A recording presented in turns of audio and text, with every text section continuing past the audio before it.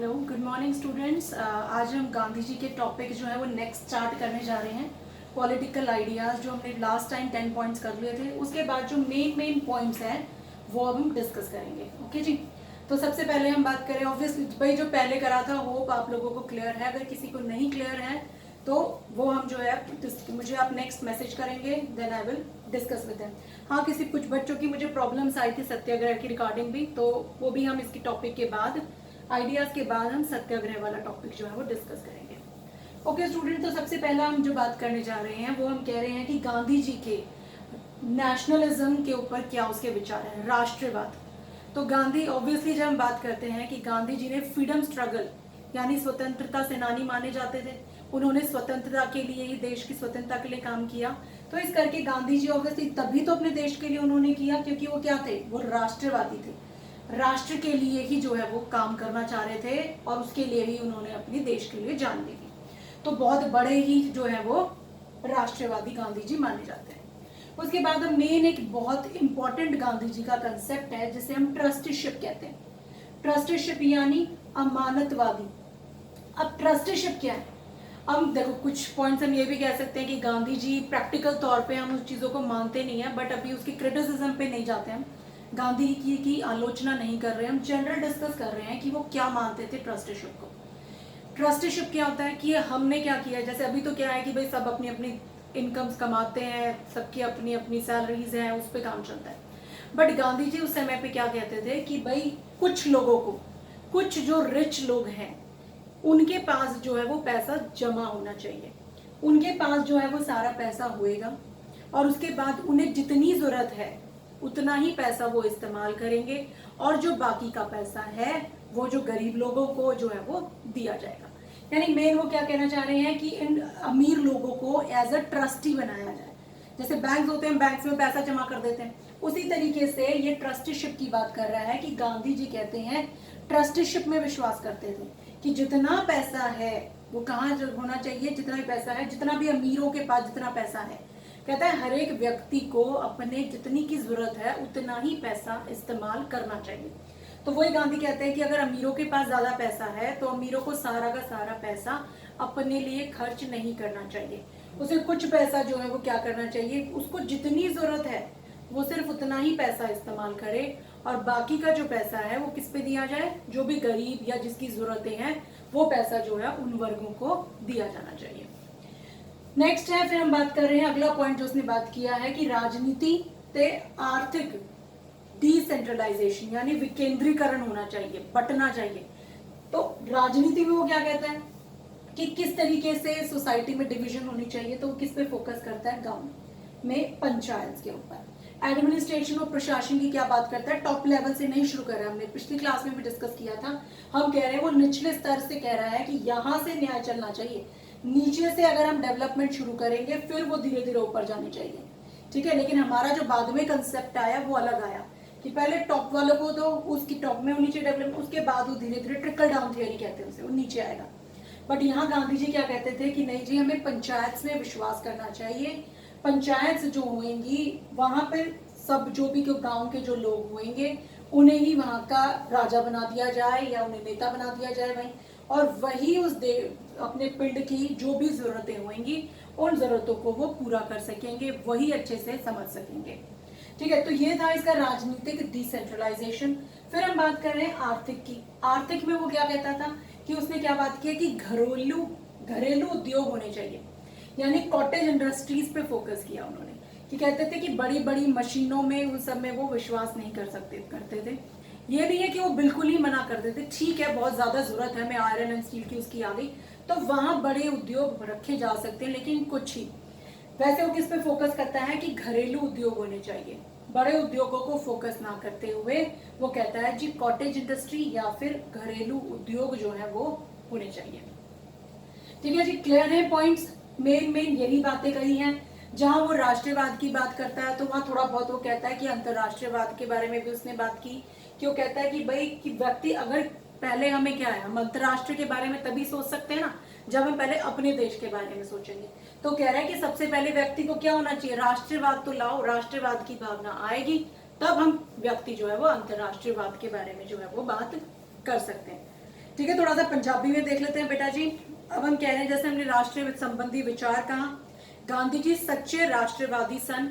राष्ट्रवादी होने ਦਾ ਉਹਨਾਂ ਨੂੰ ਮਾਣ ਸੀ। ਉਹਨਾਂ ਦਾ ਇਹ ਇੱਛਾ ਸੀ ਕਿ ਹਰੇਕ ਦੇਸ਼ ਦਾ ਹਰੇਕ ਵਿਅਕਤੀ सच्चा राष्ट्रवादी जरूर होवे।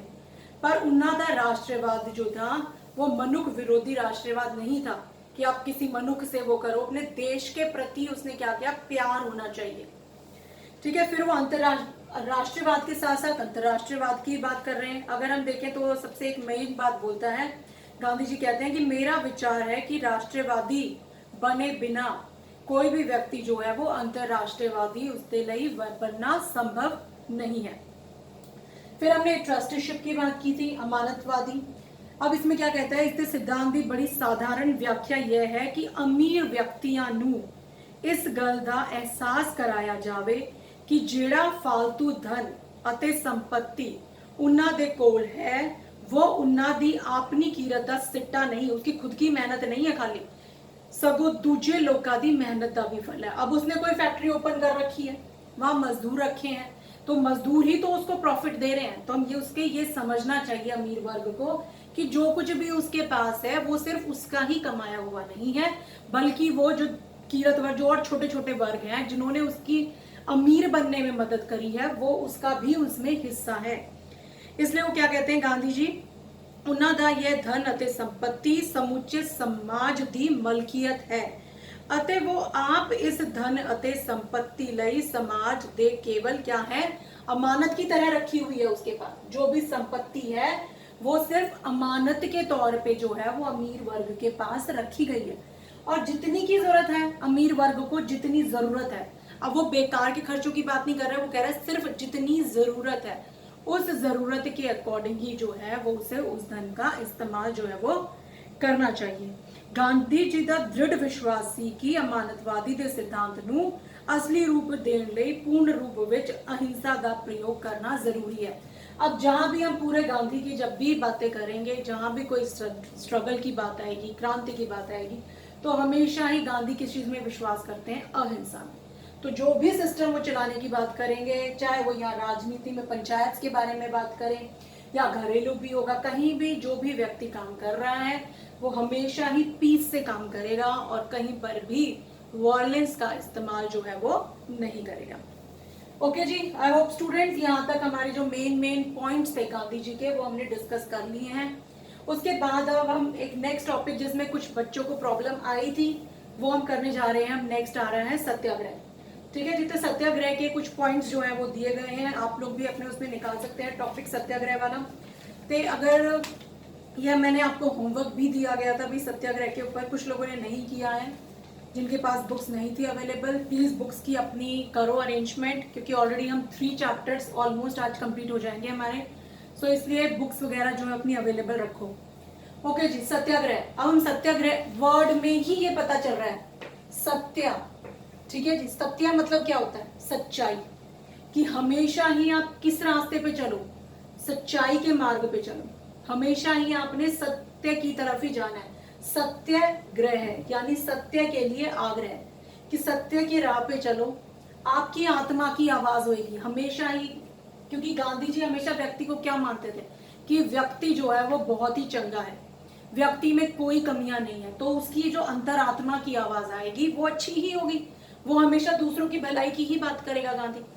तो व्यक्ति हमेशा ही अच्छे के लिए ही जाएगा। वो कहता है कि हमेशा उसे सच्चाई की राह पर ही चलना चाहिए और उसकी आत्मा की आवाज उसे सुननी चाहिए, क्योंकि गलत तो निकलेगी नहीं आवाज, क्योंकि गांधी क्या कहते हैं, मनुष्य बहुत चंगा है, तो उसकी जो आत्मा की आवाज होएगी वो सही ही होएगी।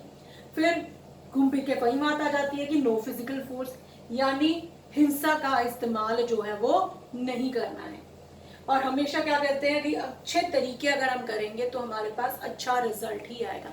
इससे पिछले टॉपिक में भी, पिछले लेक्चर में हमने गुड्स और मीन्स की बात की थी। गांधी जी ने क्या कहा था, जैसा बीज आप बोते हैं वैसा ही फल आपको मिलेगा।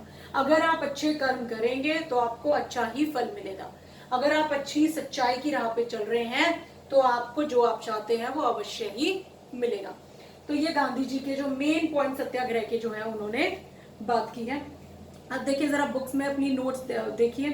सत्याग्रह का सारांश दस्या हुए गांधी जी ने किया है कि सत्याग्रही सच लई तपस्या तो अलावा और कुछ भी नहीं है। तो हमें क्या करना है, सच के लिए तपस्या, क्योंकि वर्ड अपने आप में ही डिनोट कर रहा है सत्या, सत्य मीन सच्चाई।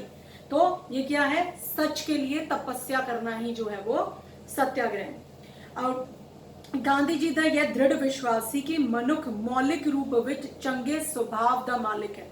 अभी मैंने डिस्कस किया कि वो हमेशा ही क्या मानते थे गांधी, की मनुख जो है चंगा है, हमेशा ही अच्छा ही करेगा। वो हर मनुख दे अंदर रब्बी आत्मा का अंश है, जिस दे आधार ते निरंतर मनुख जो है वो चंगियाइयां दी भावना उसदे विच पैदा हुंदी रहंदियां हन। गांधी जी ने सत्याग्रह के सिद्धांत नाल कुछ मौलिक विचार जो है वो उसने बोले हैं। वो मौलिक विचार क्या है कि यह आत्मा दी आवाज है। ठीक है जी, आत्मा दी आवाज ते आधारित है सत्याग्रह। अन्यायपूर्ण कारज ਜਾਂ ਨੀਤੀ ਨੂੰ समाप्त कराने ਲਈ पहले दूजे अहिंसक साधना की वरतों करनी चाहिए। मतलब हमेशा व्यक्ति को अहिंसक ही प्रवृत्तियां, जो भी अहिंसक एक्टिविटीज हैं, सिर्फ उन पे ही उसे फोकस करना चाहिए। जेकर व्यक्ति अपने मंतव्य विच सफल नहीं होता है तो उसको सत्याग्रह का मार्ग लेना चाहिए। अगर वो अपनी उसमें चल रहा है, नॉन वायलेंस का इस्तेमाल कर रहा है, सत्य की राह पे चल रहा है, अपनी आत्मा की आवाज सुन रहा है, तब उसे उसी पे बढ़ना चाहिए। अगर फिर भी उसको अपना जो उसने सोचा है अगर वो उसे नहीं मिल रहा है, तब उसे सत्याग्रह करना चाहिए। अब सत्याग्रह हम कह तो रहे हैं, सत्याग्रह सत्याग्रह कैसे होएगा सत्याग्रह? ये तो तरीके हैं कि सच्चाई पे चलो, अपनी आत्मा की आवाज सुनो, कोई फिजिकल फोर्स यानी हिंसा का इस्तेमाल मत करो, और अच्छे सोच रखो, अच्छे मीन्स लो, अच्छे कदम उठाओ, तो आपको एंड जो है वो अच्छा ही मिलेगा। अब हम कह रहे हैं सत्याग्रह करेंगे कैसे, तो और उसके लिए क्या कहते हैं, कुछ इसने मेथड्स दिए हैं गांधी जी ने कि हम किस तरीके से सत्याग्रह जो है वो कर सकते हैं। सबसे पहले उसने एक स्ट्राइक का बोला है, आप स्ट्राइक कर सकते हो, धरने पे बैठ सकते हो, या आप नॉन कॉपरेशन कर रहे हो। जैसे अब हमारी कोई इंडस्ट्री है, हमने अपनी डिमांड्स रखी हैं, अगर वो पूरी नहीं कर रहे हैं तो हम धरने पे भी बैठ सकते हैं, स्ट्राइक भी कर सकते हैं, या हम कहते हैं भाई हम आपकी बातों के साथ जो है वो सहयोग नहीं देते, असहयोग आंदोलन कर सकते हैं। ठीक है, तो ये वाले तरीके जो है वो आजमाए जा सकते हैं। फिर तरीकों में भी यही है, आपने ये सब चीजें ध्यान रखनी है, सच्चाई चाहिए, कोई हिंसक एक्टिविटी नहीं चाहिए, और आप आराम से शांति पूर्वक जो है वो अपना सत्याग्रह बढ़ाएंगे।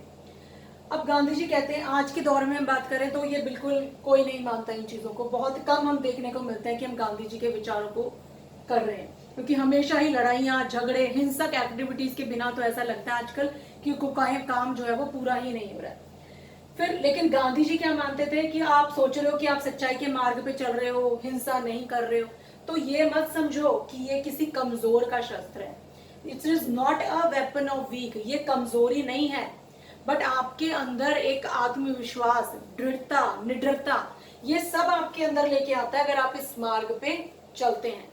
तो गांधी जी कहते हैं ये मत समझो कि आप कमजोर हो गए हो अगर आप चुपचाप बैठे हो। जैसे गांधी जी का एक हमने देखा है कि अगर कोई आपके गाल पे एक थप्पड़ मारता है तो आप दूसरा गाल आगे कर दो, ठीक है, तो वो अगर हम आज आजमाए तो सब हमें पागल ही समझते हैं, बट ऐसा कुछ नहीं है कि ये एक अंदर हम आत्मविश्वास रख के अगर चले कि हम सोचें कि हमें ये पाना है, अगर हम सही रास्ते पे चल रहे हैं, कोई हिंसक एक्टिविटीज ना यूज करें, तो हम अपने उसको जो भी हमारा उद्देश्य है हम उसको पा सकते हैं पॉजिटिव सोच के साथ। ठीक है जी, तो मजाक की बात नहीं है कि एक गाल आगे कर देना। अब हम एक इंसान की हिम्मत भी तो देखते हैं कि कितनी हिम्मत है उसमें, कितने वो थप्पड़ खा सकता है, अगले में भी तो हिम्मत होनी चाहिए। तो दोनों ही चीजें जो है वो मैटर करती हैं। ओके जी, तो ये मेन मेथड्स थे, हमारे तरीके थे। हम कह चुके हैं कि गांधी जी कहते हैं जी फिजिकल फोर्स नहीं करना है, आत्मा की आवाज जो है आपने सुननी है, ये किसी कमजोर व्यक्ति का शस्त्र जो है वो नहीं माना जाता है। फिर कुछ इसने कुछ बताया गया, कुछ जरूरी शर्तें हैं जो सत्याग्रह ਲਈ जरूरी हैं। सत्याग्रह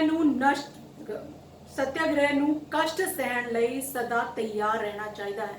जो भी सत्याग्रह कर रहा है व्यक्ति, उसे हमेशा ही जो भी उसके रास्ते में कष्ट आते हैं उसको सहने के लिए उसको हिम्मत जो है वो रखनी पड़ेगी।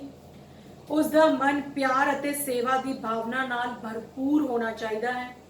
सत्याग्रह विच अहंकार ਅਤੇ क्रोध की भावना नहीं होनी चाहिए, सगों उस लिए सब्र। देखो क्या क्या मेन चीजें चाहिए, सब्र चाहिए, निडरता चाहिए, निम्रता चाहिए, ਅਤੇ ਦ੍ਰਿੜਤਾ ਆਦि ਦਾ ਗੁਣ ਹੋਣਾ ਬਹੁਤ ਜ਼ਰੂਰੀ ਹੈ। ਸਤਿਆਗ੍ਰਹਿ ਨੂੰ ਬੁਰਾਈ ਕਰਨ ਵਾਲੇ ਵਿਅਕਤੀ ਪ੍ਰਤੀ ਕੋਈ ਮੰਦੀ ਭਾਵਨਾ ਨਹੀਂ ਹੋਣੀ ਚਾਹੀਦੀ ਹੈ, ਸਗੋਂ ਬੁਰਾਈ ਦੇ ਵਿਰੁੱਧ ਸੰਘਰਸ਼ करना उसका परम धर्म होना चाहिए है। ओके जी, सार्वजनिक उद्देश्य लिए किया जाता है, सबकी भलाई के लिए ही सत्याग्रह किया जाता है। सत्याग्रही नू अपना निजी जीवन बहुत पवित्र अते कलंक रहित होना चाहिए उसका, ठीक है। मन दे विच स्वर शक्तिमान परमात्मा ते अटूट विश्वास होना चाहिए है। तो कह रहे हैं कि भाई ये तो आपने चीजें आपके अंदर होनी चाहिए। फिर कहता है कुछ जरूरी शर्तें भी हैं, दृढ़ता होनी चाहिए, नम्रता होनी चाहिए, समाज की भलाई के लिए होना चाहिए, ठीक है जी। फिर कुछ मेथड्स आ गए, हम कर चुके हैं। नॉन कॉपरेशन आ गया, यानी असहयोग, किसी के साथ ना मिलकर काम करना। मिलकर काम कर रहे तो बढ़िया ही है, लेकिन अगर आपके विरुद्ध चल रहा है, आपको वो चीजें ठीक नहीं लग रही हैं, तब हम किस पे फोकस करते हैं? नॉन कॉपरेशन पे। असहयोग करो, उनको सहयोग ना दो। फिर हम कहते हैं जी हड़ताल कर सकते हैं, धरने दिए जा सकते हैं, सामाजिक बॉयकॉट भी हो सकता है। आपको चीज समझ नहीं आ रही, आप उसका पूर्ण तौर से समाज में उसका बॉयकॉट करो, बहिष्कार करो, सिविल नाफरमानी करो। जैसे अपने गांधी जी ने सिविल डिसोबीडियंस मूवमेंट स्टार्ट की थी 1930 में, यानी वो ब्रिटिशर्स के खिलाफ थे, नॉन पेमेंट ऑफ टैक्सेस। उन्होंने कहा जब तक हमारी मांगे पूरी नहीं होंगी, हमने क्या करना है, टैक्सेस वगैरह पे नहीं करने हैं, ठीक है। तो इसी तरीके गांधी जी ने जो है वो अपनाए हैं, व्रत रखना, फास्ट करना, ये सब तरीकों से जो है वो गांधी जी ने अपने सत्याग्रह को बढ़ाया आगे और अपने देश को जो है वो आजादी दिलाई है, ठीक है जी। इतना क्लियर है आप लोगों को। इसी के साथ अगर हम बात करें, थोड़ी सी इसकी आलोचना भी देख लेते हैं, या पहले हम कहते हैं कि गांधी ने ये सब बातें कहीं लास्ट लेक्चर में भी हमने देखा और इसमें भी, अगर इन सब चीजों का हम क्रक्स देखें तो हम क्या कहते हैं, गांधी एक किस तरीके की राज की कल्पना कर रहा है, एक आइडियल स्टेट, एक आदर्श राज वो बनाना चाह रहा है। तो कैसा बनाना चाह रहा है, तो हम क्या कह रहे हैं, सबसे पहले उसने फोकस क्या किया, पंचायत पे किया। पंचायत पे हम डिस्कस ऑलरेडी कर चुके हैं। तो पंचायत वो चाहते हैं, तो राजनीतिक ते आर्थिक डिसेंट्रलाइजेशन भी चाहते हैं गांधी जी, सत्याग्रह पे चलना चाहते हैं, वर्ण सिस्टम में विश्वास करते हैं। वर्ण सिस्टम यानी समाज में वर्गों में बांट देना। ये कहते थे गांधी जी, अगर हर एक वर्ग अपना अपना काम करेगा तो किसी तरीके की कोई परेशानी नहीं होगी। हर एक वर्ग को अपना अपना काम करना चाहिए और किसी के काम में दखल अंदाजी नहीं करनी चाहिए, तो हमेशा ही जो है वो पीसफुल रहेगा। तो हमने कहा सत्याग्रह की बात की, राज द खेतर हमने लास्ट टाइम डिस्कस किया था। गांधी जी कहते थे राज द खेतर जो है वो कम से कम होना चाहिए। अगर कम से कम होएगा तो राज अपनी शक्ति का इस्तेमाल जो है वो भी कम ही करेगा, जिससे व्यक्तियों की स्वतंत्रता जो है वो भी नष्ट नहीं होगी। ते पंचायत में आ गया, राज दा खेतर सीमित होना चाहिए है। फिर वो कहते हैं आर्थिक अते राजनीतिक विकेंद्रीकरण होना चाहिए, वर्ण सिस्टम में विश्वास करते हैं, राष्ट्रवाद में विश्वास करते हैं, सत्याग्रह में विश्वास करते हैं, अहिंसक कोई भी फिजिकल फोर्स यूज करने के लिए मना करते हैं कि हिंसा में विश्वास नहीं करना, हमें किस में करना है, अहिंसा में। फिर गांधी जी सेक्युलरिज्म के बारे में बात की, यानी धर्मनिरपेक्ष समाज, यानी आदर्श समाज विच हरेक व्यक्ति नू अपनी इच्छा अनुसार किसी भी धर्म नू मनण दी स्वतंत्रता होनी चाहिए है। फिर वो कहते हैं कि धर्म और राजनीति में मिक्स भी होना चाहिए, क्योंकि दोनों ही एक दूसरे के बिना जो है वो गांधी जी मानते थे अधूरे हैं। तो अगर हम इन सब चीजों की बात करें, फिर हमने ट्रस्टीशिप की भी गल की है, तो इन सब चीजों को मिला के हम कह सकते हैं कि गांधी जी इस तरीके का राज जो है वो बनाना चाहते हैं। अब कहेंगे कोई भी व्यक्ति जो है वो आलोचना से बचा ही नहीं है, तो गांधी जी की आलोचना भी होगी। अब मुझे पता है आप लोग तो सोच चुके ही होंगे कि भाई आलोचना क्या हो सकती है इसकी। सिंपल, मुझे पता है सभी पहले वही सोच रहे हैं, मैडम कहती तो है कि वॉयलेंस ना करो, फिजिकल फोर्स ना यूज करो, लेकिन हर जगह क्या है आजकल, फिजिकल फोर्स। आजकल कोई नहीं कहेगा कि भाई मुझे एक थप्पड़ मेरे को मार दिया, मुझे एक और मार दो।